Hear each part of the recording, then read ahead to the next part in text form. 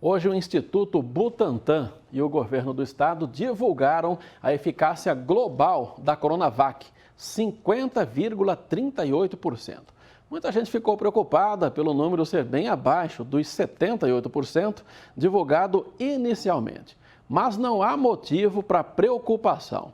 Vamos conversar aqui com o Tiago Prudente, que acompanhou os números do Butantan, fez os cálculos, conversou com o especialista e tem as informações. Olá, Tiago, boa noite para você. Muito boa noite, Sena, e para quem acompanha o Band Cidade, esse número que foi divulgado hoje, essa que é a eficácia global da vacina. Se chama eficácia global, mas tem a ver com os testes realizados no Brasil. O que significa eficácia global? É, portanto, aí o que a vacina consegue evitar de todos os tipos de casos de Covid-19, desde os mais leves, apenas com a perda do olfato, com coriza, até os mais graves. Desse modo, a vacina consegue evitar aí que a pessoa se contamine com o coronavírus 50,38%. Por que essa confusão? Na semana passada, o Instituto Butantan divulgou outro número, 78% de eficácia e 100% para casos graves e moderados. Esses números não estão errados, mas fazem referência a um recorte aí da pesquisa do estudo que foi feito com quase 13 mil voluntários aqui no país, principalmente profissionais da saúde, que dizem principalmente a pessoas que tiveram casos leves e casos graves da doença durante esse estudo. Todos os especialistas são unânimes em afirmar que a vacina vai ser importante e ressaltam que outras vacinas, como a da gripe, da coqueluche, têm eficácia semelhante e conseguem sim enfrentar a doença e, num momento como esse de pandemia, reduzir os números de casos e, principalmente no caso da Coronavac, de mortes, já que ela tem demonstrado uma grande eficácia em evitar mortes e também casos graves da doença da Covid-19. Por isso, a eficácia de 78% nesta questão.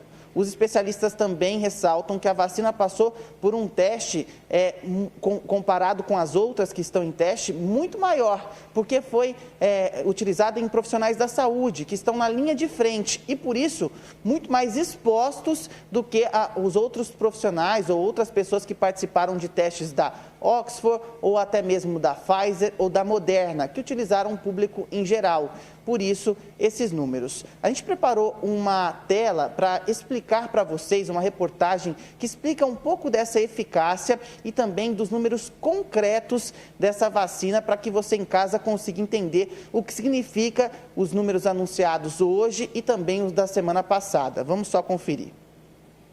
50,4% das pessoas vacinadas vão ficar totalmente protegidas do coronavírus. Isso não significa que o restante vai ficar sem proteção.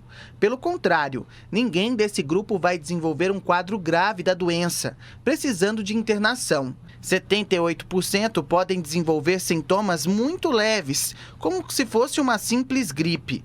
Apenas 22% podem desenvolver sintomas leves, que precisam de atendimento médico. De modo simples, para ficar mais claro, de cada 1.000 pessoas vacinadas, 504 não vão ter coronavírus. Das 496 restantes, nenhuma vai desenvolver um quadro grave da doença que pode levar à morte. 386 pessoas vão ter apenas sintomas muito leves, como de uma gripe, e 110 delas podem ter sintomas leves, que precisam de atendimento. Ô, Tiago, tem um detalhe aí, com esses números todos, essas informações sobre a vacina. Ex-presidentes do Conselho Regional de Medicina do Estado de São Paulo estão cobrando uma posição do CREMESP com relação à efetividade e à importância da vacina, não é isso?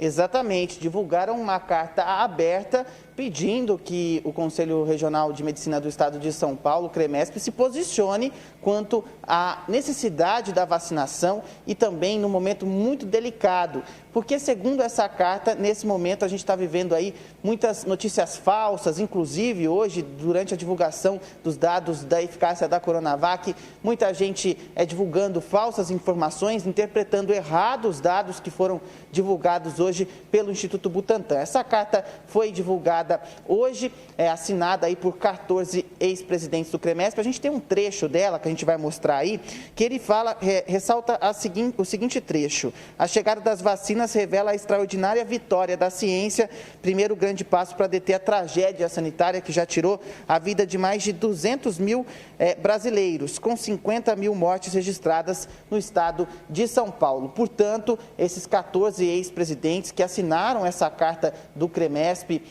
aberta, pedindo um posicionamento, pedem, portanto, que a entidade que representa os médicos tome esse posicionamento, isso porque, segundo eles, alguns médicos têm se posicionado contrário às medidas sanitárias, têm utilizado os medicamentos que não são recomendados e não têm comprovação científica e, inclusive, têm pregado contra as vacinas e que, segundo eles, isso vai contra o Código de Ética da Medicina e, por isso, o CREMESP precisa se posicionar a favor da vacina para incentivar a população brasileira a se vacinar, já que o número de pessoas vacinadas também vai ser fundamental para que a gente consiga controlar a pandemia no nosso país. Portanto, esse posicionamento dos ex-presidentes vivos do CREMESP para que se tome essa posição e para que haja uma divulgação pública desse apoio à vacina. E aí não é só a Coronavac, mas a todas as vacinas que estão sendo utilizadas no Brasil. Vale ressaltar que nós temos a Coronavac, que deve produzir até o fim do ano 100 milhões de doses,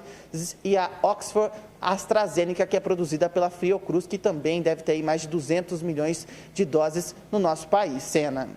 Ok, Tiago, segura um pouquinho mais aqui, daqui a pouco eu vou querer que você atualize os números de Campinas, a situação de Campinas.